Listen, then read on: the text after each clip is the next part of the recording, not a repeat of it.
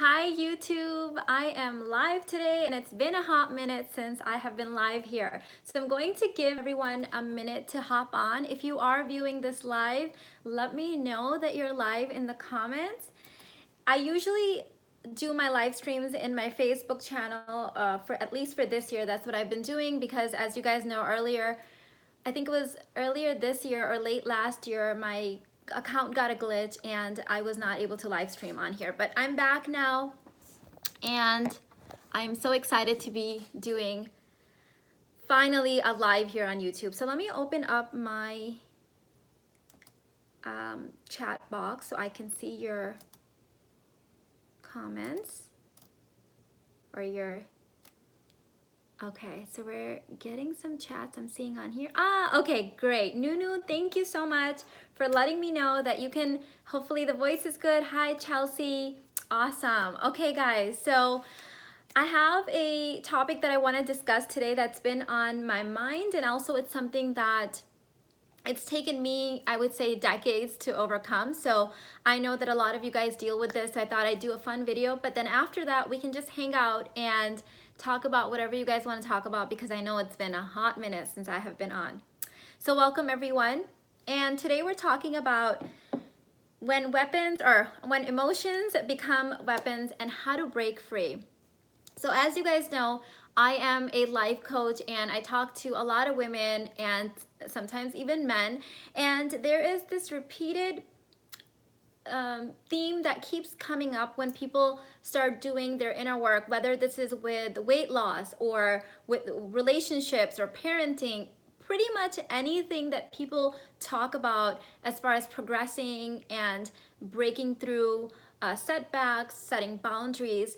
The number one theme that keeps coming up is, but if I do this, he will get mad or she will get mad. My mom's going to get mad. My husband's going to get mad. I don't want to upset my kids.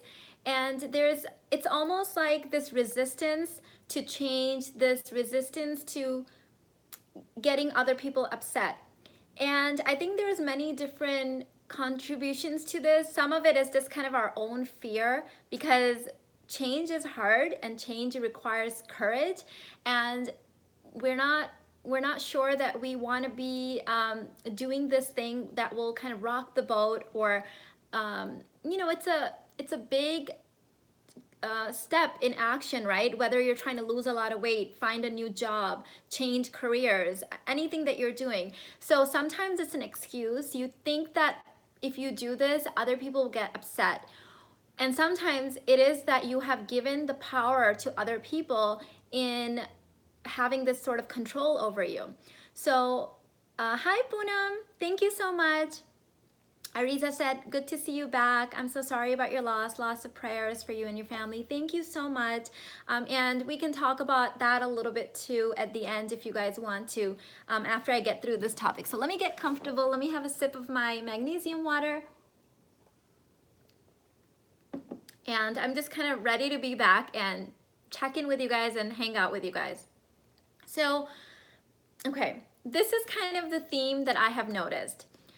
Let me start with my own self. When I was younger, in my early 20s, I think even probably like this probably started around 17, 18, I used to put a lot of pressure on myself and making like my mom happy with me. It was almost like my concept of who I was, my self-esteem was based on whether my mom approved of my actions or not. And as I became older, I realized that my mom was feeling the same way when it came to like getting my sister and my approval. And as I got even older, and my sister is 7 years younger than me, I started talking to my sister about this stuff. I realized she was also feeling this way. So it was almost like we were all entrapped in this like false belief system that whatever actions we made, like they had to be made with us walking on eggshells, that we would like make mom unhappy. But at the same time, my mom was making a lot of her decisions based on like if her daughters would be happy with her or not. And so as you can see, this was a pretty unhealthy dynamic, even though my mom and I and my like we're very close, probably almost too close, to the sense that we were making a lot of decisions based on not our own happiness, but whether this thing would upset. And I remember in my early 20s, like I would hear my mom saying like, oh, I wish Mina would do so and so, or I wish Mina would take this route. And so I would take that route, not putting in my own consideration of my, like whether I wanted to do that based on my mom wanting me to do that. And if I did that thing and let's say I wasn't happy or something went wrong, I would then hear my mom saying, oh, I don't know why she did that. And I would be like, Mom, you told me to do that. Like you wanted me to do that. And she would be like, no, I didn't. And so we were always kind of stuck in this weird cycle where it didn't make sense. But as you can see, we were basing our decisions of our life, what our needs and desires were, put aside, and just focusing on whether other people would approve or not. And many times, even if you did exactly as you thought that they wanted, they weren't happy because that's they at the end of the day they would say, well, I just wanted you to be happy. If you're not happy, why'd you do that? So now as I'm older and I've done my inner work and I'm always on this journey to personal growth and self-development, I noticed that a lot of other people they're still stuck in this. I know women that are even older, like in their 50s and 60s, still base all of their decisions on whether their children will be happy with them, their husbands will be happy with them, what their colleagues are going to say, what their friends are going to say. And they're stuck in the cycle of living their entire life walking on eggshells based on other people's emotions. And I feel like in even good people, good family members, when they realize that you are basing your decisions on based on their feelings and their emotions, they can be the nicest people with the best intentions, but they can start using those things against you. It's almost like it becomes a weapon that enslaves you. So if you guys are, any of you guys with me so far or have examples of this, let me know in the comments. Give me a thumbs up. Let me know that this is starting to make sense, and I'll share some actual stories that I hear all the time. As you know, I have a private Facebook group, and oftentimes I will share personal stories in there of like little things that I have overcome. And so many times women will comment on there, and other times they will email me personally discussing very personal things because maybe they don't want to share in a public forum. So even though it is a closed private group.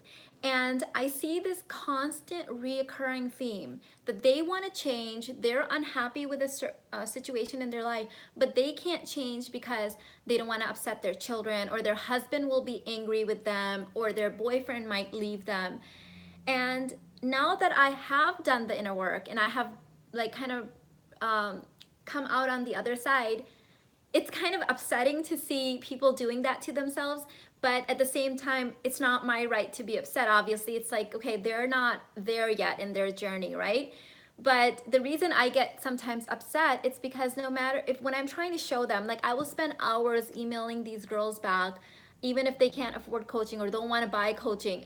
And I'll give them actual strategies they can use, actual like science, psychology, and all I notice in return is this resistance. No, I can't do it because my husband will get mad. No, I can't do it because we'll fight and then the kids will see it. No, I can't do this because this will happen or that will happen.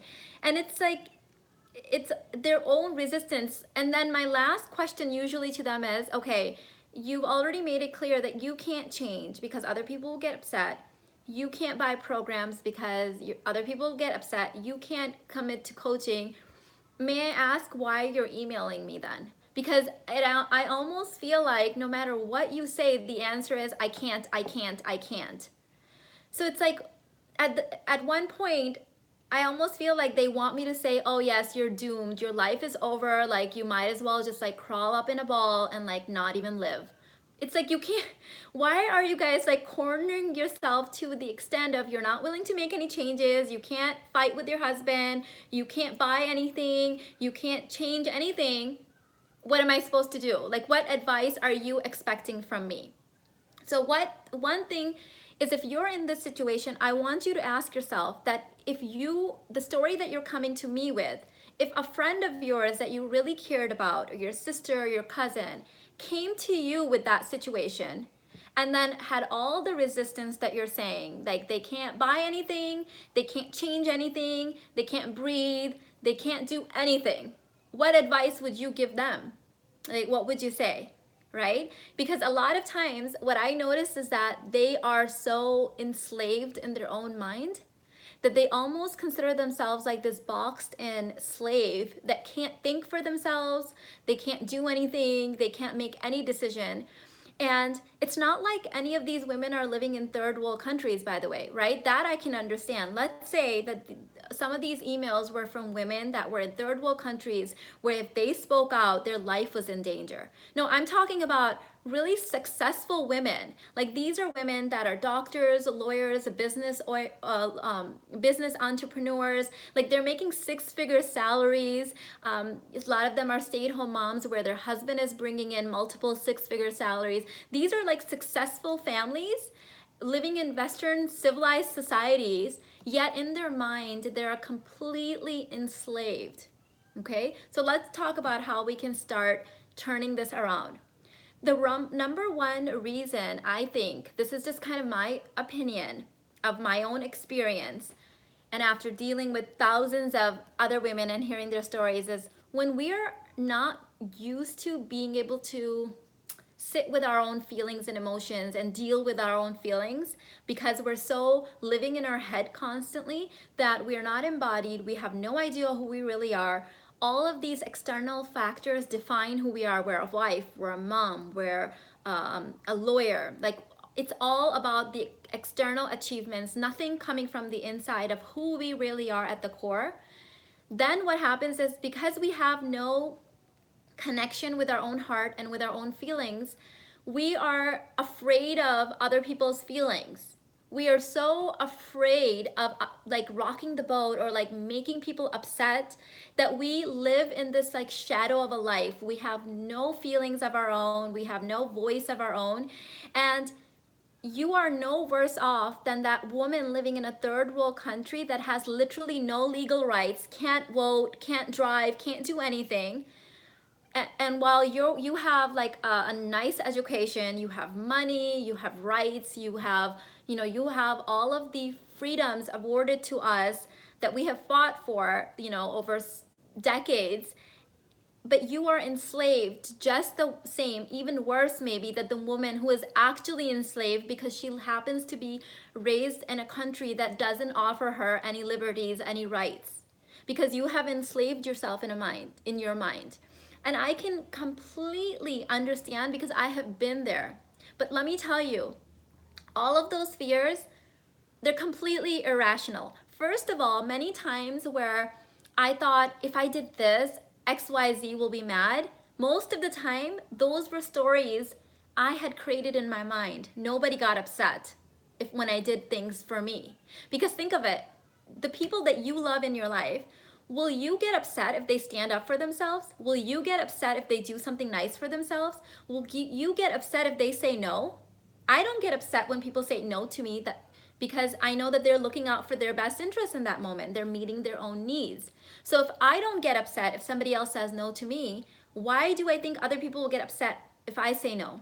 That's one point. The second point is if somebody gets angry because I can't meet their needs, too bad. Sorry.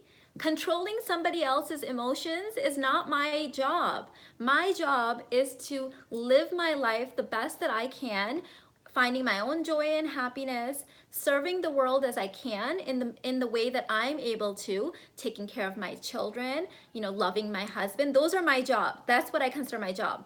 Managing my children's feelings in any given moment as they change moment by moment is not my job.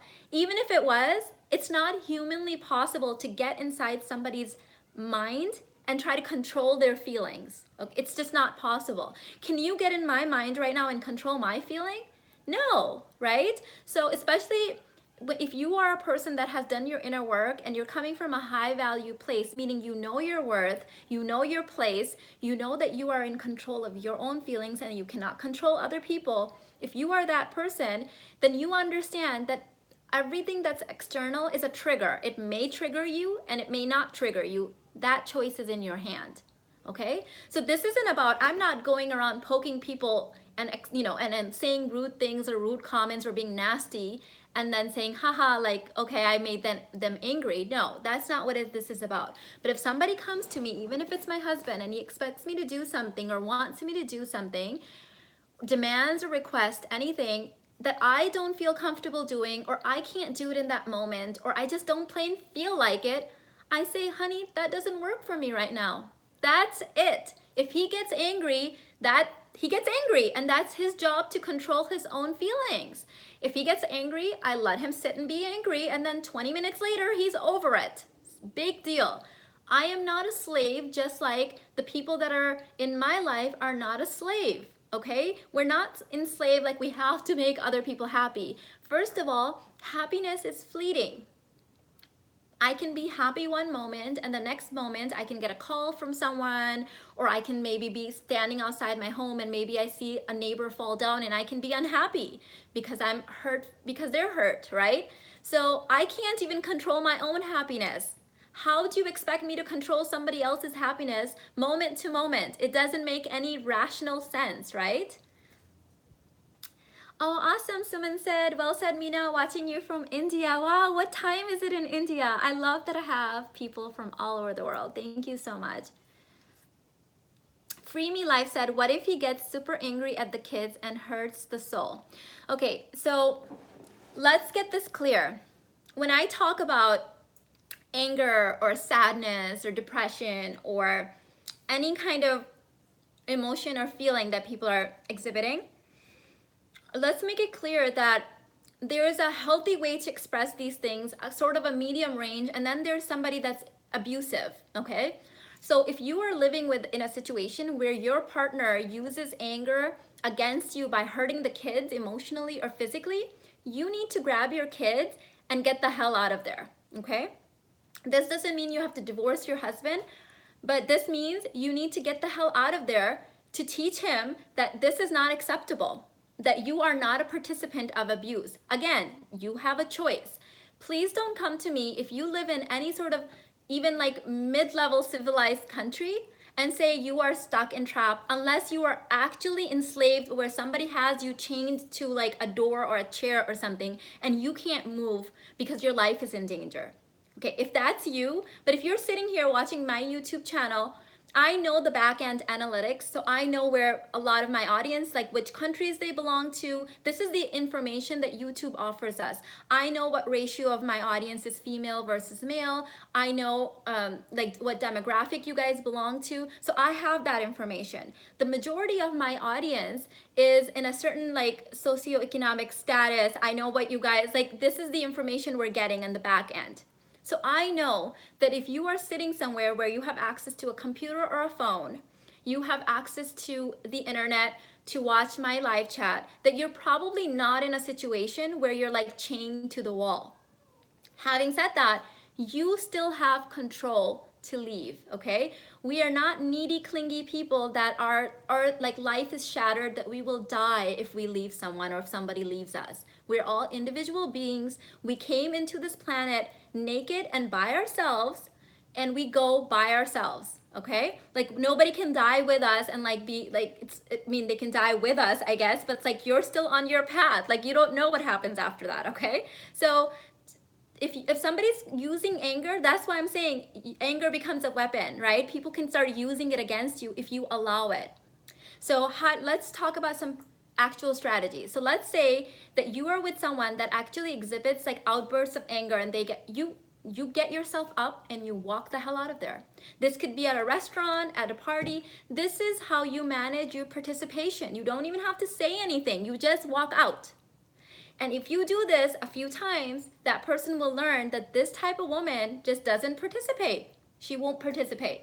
I can't use these tactics on her. I can threaten to leave, but if a guy like that threatened to leave, I would be like, there's the door. Bye. Because that person is trying to control you. They don't have your best interests at mind. They don't love you. That's not love. Okay? So this is how you manage your participation. This is how you change. Now, you know how there's that saying, and I think this is a famous book that I haven't read yet, but I'm planning on reading. I believe the author is Mike Robbins, and he says, Nothing changes until you do.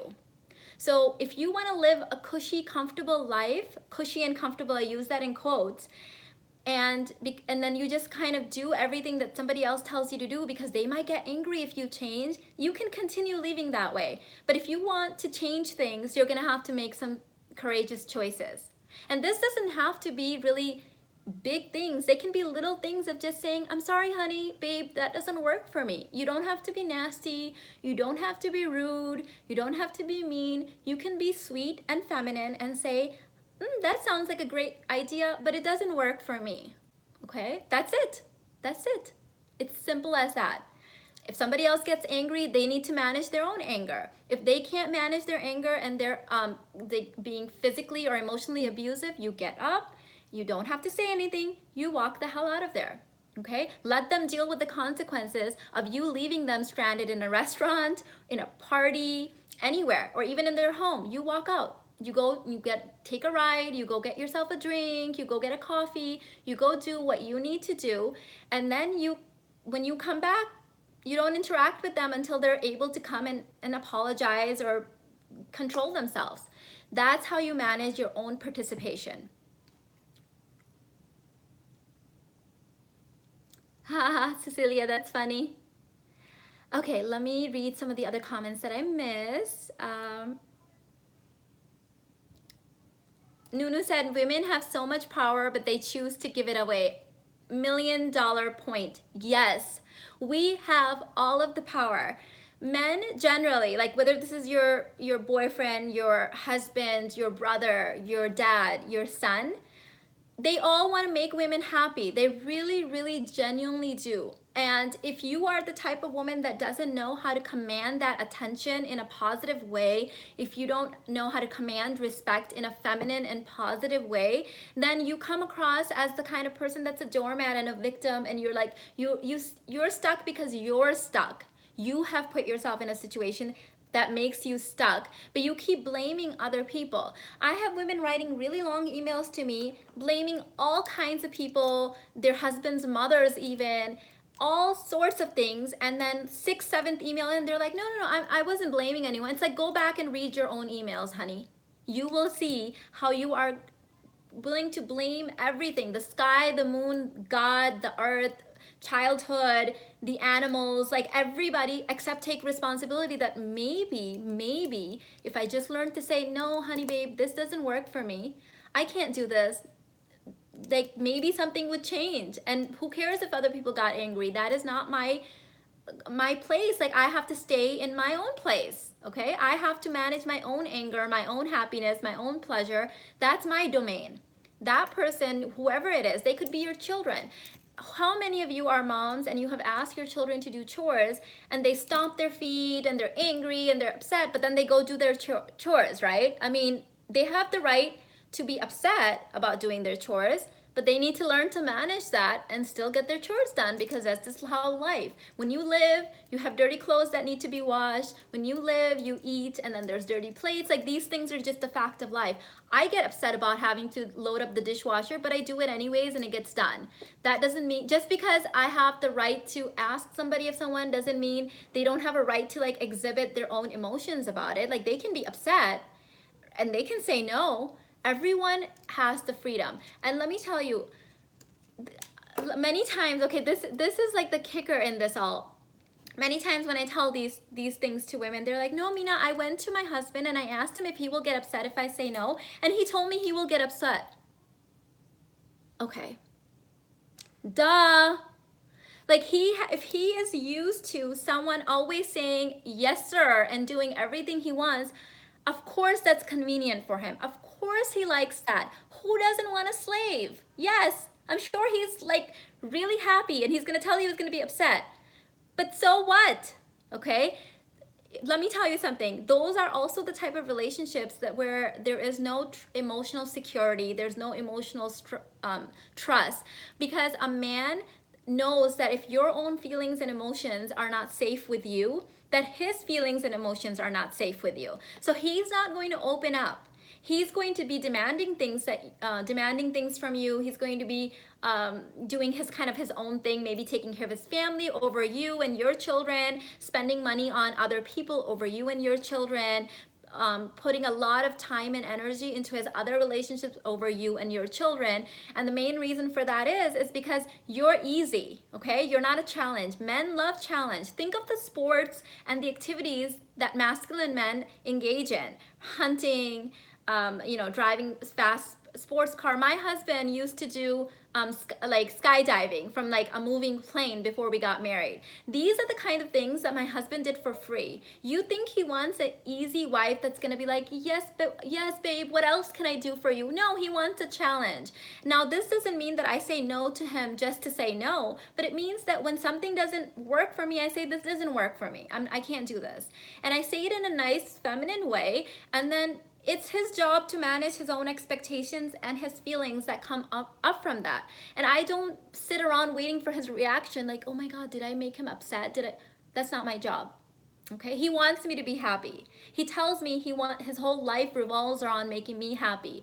And this is what happens when he knows that your needs are safe and your emotions are safe because you express your desires in a non-judgmental, non-mean way. It also gives him the permission to say no when something doesn't work for him. It also gives him the permission to be who he is. Because think about it, if you're kind of walking on eggshells all the time, afraid of being who you really are, he can't be who he really is in front of you either. He's not safe. That's not the kind of man that you can invoke his like passion and his romance for you. That's too easy. It's too safe. Trust me, I have been there. Then they start putting their emotional energy in their work and other things other than you because they don't feel safe with you. But you are in that position to do that change. But if you're in your head thinking, well, if I do this, I'm going to upset them, or people will think I'm a bad mom, or I'm not going to be a good wife anymore. First of all, what does it even mean to be a good wife? What does it mean to be a good mom? My definition of what it means to be a good mom literally changes every year. As I grow, I learn new things. As my children grow, they evolve. That definition has changed a billion times over the last, I've been a mom for 13 and a half years now. So all of these things, they're evolving and growing with you. Okay, I often get messages from women saying, Mina, I started watching your channel years ago. You've changed. I'm like, thank you. If I'm not changing, I'm dead. So yes, I'm a live human person that reads books and watches documentaries and participates in new experiences and travels the world and makes mistakes and falls down and gets the hell back up, and I learn and I grow and evolve. So thank you very much. I hope I'm changing. I hope I'm growing, because if you're not changing, if you're just comfortably the same all the time, you're pretty much dead. Because to live, to experience, to love, to fail, to conquer, to do all of these things means that you're learning new things and you're learning new skills and you're becoming confident in different things. So yes, hopefully we're all changing. Cecilia, I love that. She said the only constant in life is change. Yes, I am always changing. One thing I can promise you is that I will always keep changing. My channel will keep changing. My brand changes. Everything changes. That's just life. So I don't know why somebody can be following you for 7 years and expect you to be the same. 7 years is a really long time. Yes, I'm different. I've had so many different experiences. I've had a couple extra kids since then. Yes, I will keep changing.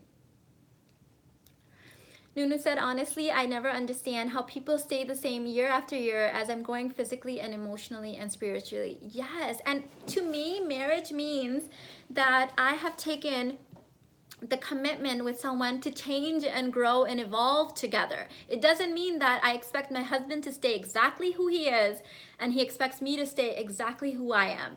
We're gonna experience new things. That's kind of what we discussed before we got married, that this was an expectation of both of ours to learn and grow, and that if either one of us got kind of comfortable, that we would nudge each other and encourage each other to keep changing and evolving.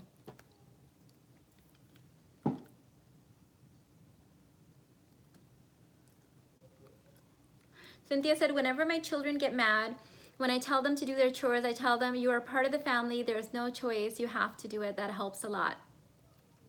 one, and something, I guess something similar, if my child says I'm like something like I'm upset at this or I'm angry at this, I say you have full right to get upset, but it still needs to get done. That's it. They see me getting upset over some things too. Like they see me going, oh my God, why do we have so many dishes tonight? But then they see me doing it. Like they understand that as part of the human experience, there's a roller coaster, there's ups and downs. One minute we're happy because something happy happens, and then we look at, you know, our pile of laundry that we have to do, and then we dip down a little bit, and then we're like, yay, I just folded my last shirt, and then we're excited again. That's life. We're gonna go through different emotions. It doesn't mean that you have to feel bad about them, try to manage them or change them, control them. I know so many people have these like for example, if they ask their partner to do a chore or their children, and their partner gets like shows like frustration over doing it or something, instead of just letting it be, not reacting, giving them the right to like kind of like bounce back from that and do it, they're like, oh, forget it, leave it, I'll just do it. That is a big mistake, especially if you're doing that with your children, because you're not allowing them to feel that it's normal to feel upset. It's normal to feel frustration. It's normal to feel a full range of different feelings and emotions, yet do what you need to do. It's kind of normal. If you work in a company or for someone, if your boss walks in and drops a pile of files on your desk, you have the right to be like, oh, damn, right? But you know you're still gonna do it because it still needs to be done. But it's not like he says, that's it, here's my whip. How dare you say, oh, damn, or how dare you look frustrated because I just, like, no, you have the right to feel what you're feeling, but he has the right to expect that that will get done, right? So that's it. Simple as that.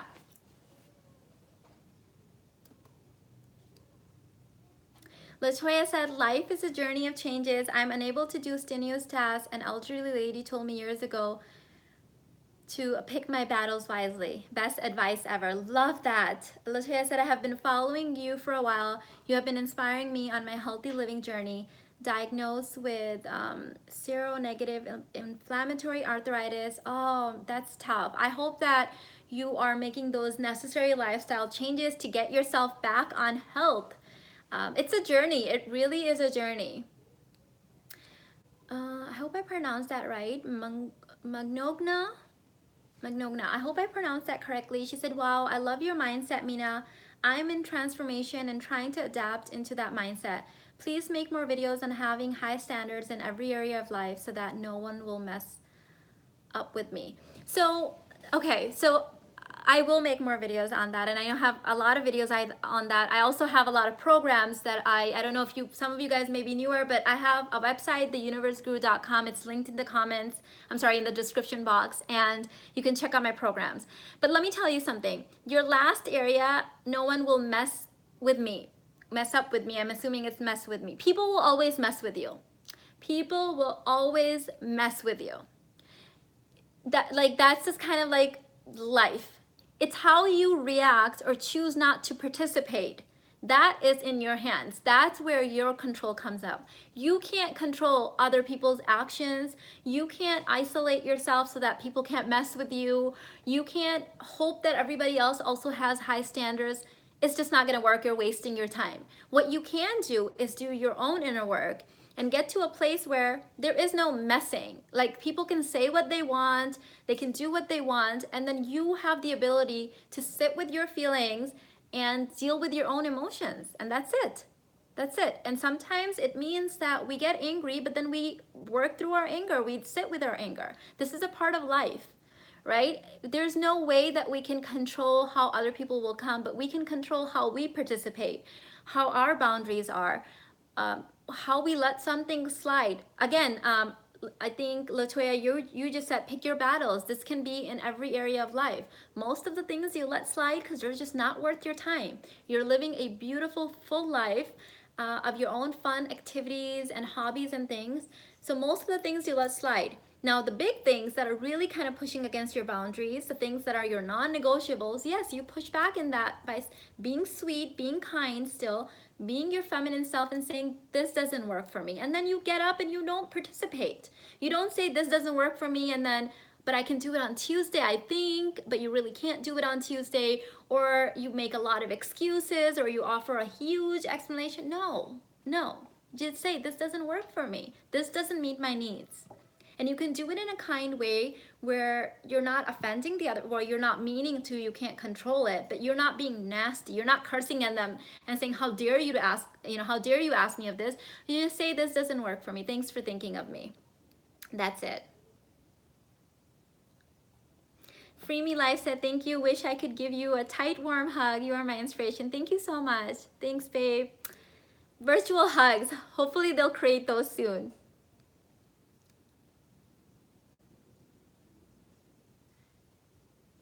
Okay, Cecilia said, Mina, why the more I do self-care and grooming, the more that myself shadows and limiting beliefs come out to deal with them? Oh, that's a great question. Okay, and I get that a lot.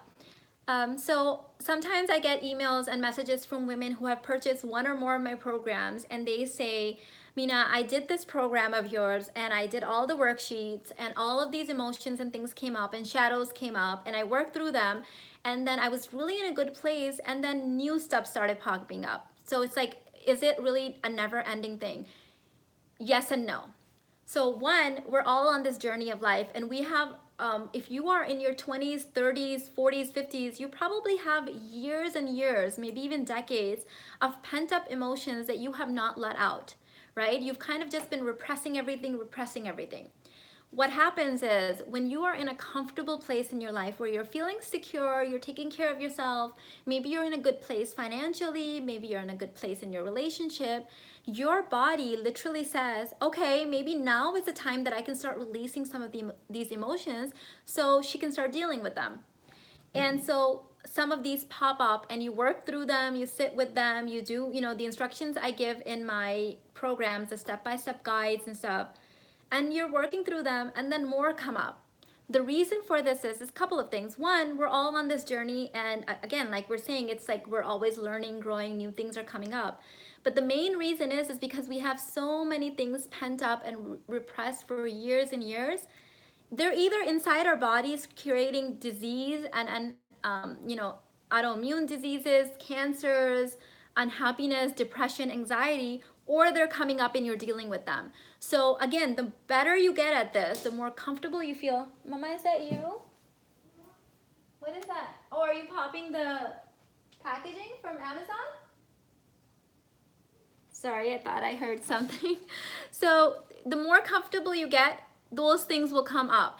Are they never ending? Not really. When you start dealing with a lot of the past things you've repressed and you get better at managing your emotions and sitting with your feelings and all those things, you will notice that it's not going to be as bad when new things come up. Let's say you're in a new setting and somebody says something mean to you, somebody says something to push your buttons. Now, since you've been doing the inner work, let's say for a year, 2 years, you know how to deal with that at that moment so that it doesn't get repressed and turn into something bigger. So this is why that happens. If you have a lot of things suddenly coming up, it probably means that you're in a place in your life where your body is feeling secure enough to be letting these things finally out. So this is a good thing, not a bad thing. Freckled Beauty said, I feel very overwhelmed being a wife, mom. My mother is very sick, so I take care of her full-time while working a full-time job. The problem is helping my brother out who's 22.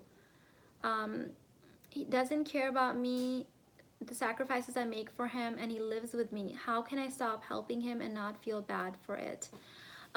Nobody can stop, like, the only person that can control how you feel about something is you. So this is something that you're just gonna have to deal with internally, in the sense that one thing is, first of all, you're an enabler. He's 22, he's an adult, and it is his job to start learning things on his own. There is no guarantee that if you give him an ultimatum that he has to move out or get a job or whatever he needs to do, that he's not gonna stumble. He will. But stumbling and falling and making mistakes and struggling and all of those things are healthy things for a 22-year-old to deal with. They're very healthy because you rather he make mistakes when he doesn't have a lot at stake, right? He probably doesn't have a lot of money right now. He's still in his learning phase of his life. You don't want him to never learn life's coping skills, which are normal parts of growing up, until he's in his 50s and he's still a man child because you helped him stay that way. So you're going to have to get over yourself and let yourself know that this isn't about you. You are basically stunting his growth by enabling him. So he's not making you feel bad. Nobody's making you feel bad. You're making yourself feel bad. And you're basically causing him harm, more harm than you think. What you can do is be a supportive sister and helping him grow his growth and let him know, honeybee, I love you so much, brother. I love you dearly. And because of that, I have decided that it's time that you become the man that you are. And I have full faith that you are going to make good decisions for yourself and you're going to learn from your mistakes and lay it out for him. Write it down first for yourself, feel what you feel comfortable, and give him baby steps if you need to. Maybe he starts paying you rent first for a month, then maybe he needs to have XYZ saved up, and whether he does or not, by a certain date, he moves out. Simple as that. Sometimes tough love is the best love in that situation. Cecilia said, yes, I'm in my late 20s and in a secure place and repressed feelings are showing up. Thanks for getting back. Yes. So this means let me first say that you're so lucky, so blessed that you're dealing with this in your 20s, because this isn't stuff that you want to be carrying into your 30s, 40s, 50s, 60s, and then you have a larger shadow to deal with. So I think that sounds like you're in a really, really good place, and that's why it's coming up. So this, you need to thank your intuition, your body. You need to thank, this needs to become your affirmations, that thank you to yourself, that you are, your body's allowing the stuff to come up so you can deal with it in a timely manner before it becomes something else. Khadija said, what if your husband beats you up? Then obviously you married an abusive person and you need to get out of that situation. Simple as that. You don't participate. You leave, like, immediately. That's it. To abuse, there are certain things that need to be in your absolute deal breakers, and being physically or emotionally abused should be like the #1 top 2 things in there. All right, let me see. I'm gonna take a couple more questions and then we will end this live chat here. Shafoka said, key if you allow it. Yes, we have, okay, new mantra for this video. I am an active participant in my life and I always have a choice not to participate. I am an active participant in my life and I always have a choice not to participate. I can walk out, I can smile and say, thank you so much for a lovely evening, bye. Okay, you can walk out. This could be a date, this could be a marriage, this could be a friendship. It doesn't work. Start using the words, this doesn't work for me, this doesn't meet my needs. No, thank you. Practice, like literally practice this every day. Okay, and go with your feelings and emotions. When we get embodied and we tap into who we are and we start working through our feelings, this means we check in with our feelings. You know that feeling when somebody says something to you or asks you to do something, there's this first initial gut reaction that you should say no, and then you smile and you nod and you say, sure, sure. That gut initial reaction, learn to look out for that and say, that sounds lovely, but it doesn't work for me. That's it. Allow yourself the grace of space and time to be able to say no. Sometimes the best answer is, I'm not really sure, let me get back to you in a few minutes. That's it. And then you breathe into it, say, this is really gonna work for me. I have so much on my plate. Can I really do this for her? And you are actually doing them a favor by being completely honest and saying, you know what? I would love to, thank you for thinking of me, but it doesn't work for me right now. That's it, because then that person can take whatever they needed done to somebody who can actually help them versus you tagging them along, right? So learn to say, just ask for space if you're uncomfortable. Just say, let me get back to you in a few minutes. Magnona said, I recently found you on YouTube. All my life, I'm searching for a mentor like you. Oh my God, love you, Mina. God bless you for all the work you're doing. helping me a lot on my journey. Thank you. Thank you so much, ladies. Thank you so much. Thank you for hanging out with me. I'm back on YouTube now. So for those of you guys that are not in my Facebook group, join there. It's a private Facebook group, so only the members of that group can see your posts. Your family and friends can't see your posts unless they're also in the group. So you can find that linked in the description box. And I also do live streams there. Thank you so much, guys, for hanging out, and I'll see you in the next one. Bye.